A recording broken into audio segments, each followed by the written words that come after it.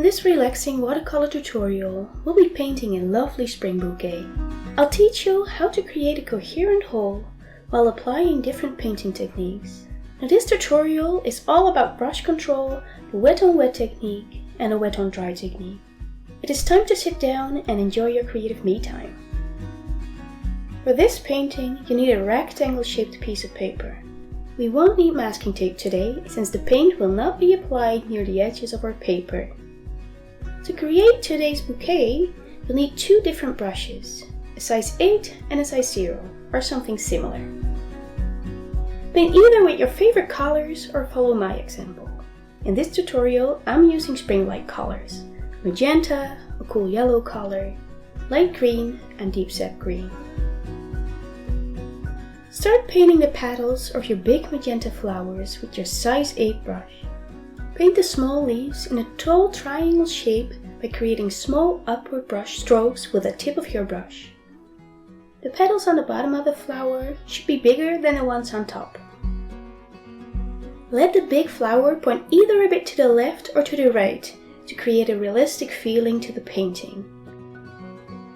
I usually paint what I see outside when I'm on a walk, for example. I took a picture of these flowers and looked them up when I was home again, and apparently these flowers are called flamingo celiosas. I think they're really pretty. Drop some extra paint into the flowers where needed. Once you're done with the petals of your first flower, you can create two more flowers. One that has the size of the first one and another smaller one that points in the opposite direction. Get your small round brush and pick up a dark shade of green. Paint the stem to each flower with the tip of your brush.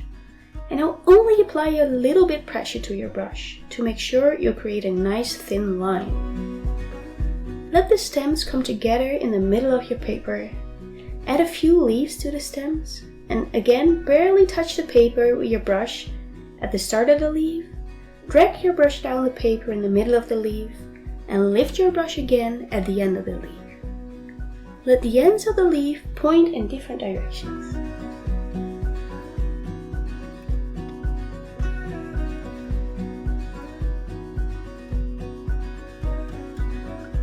It is now time to move on to the eucalyptus-like leaves.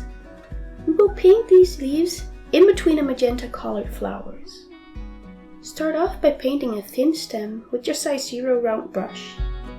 Add round leaves to the stem with your size 8 brush and drop some lighter and darker green paint to create contrast in the leaves.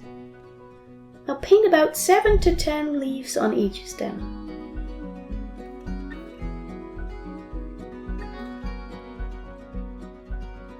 Make sure the leaves are well distributed over the paper and let the stems come together at the bottom of the bouquet.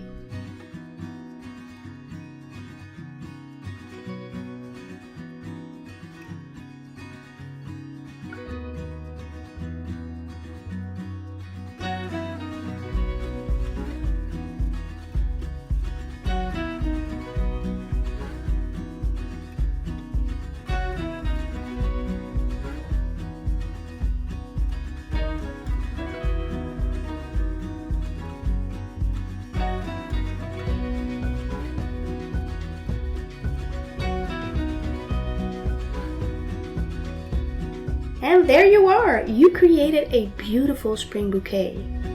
Painting this bouquet got me very relaxed, and I hope you feel the same way. Thank you so much for taking the time to paint with me today.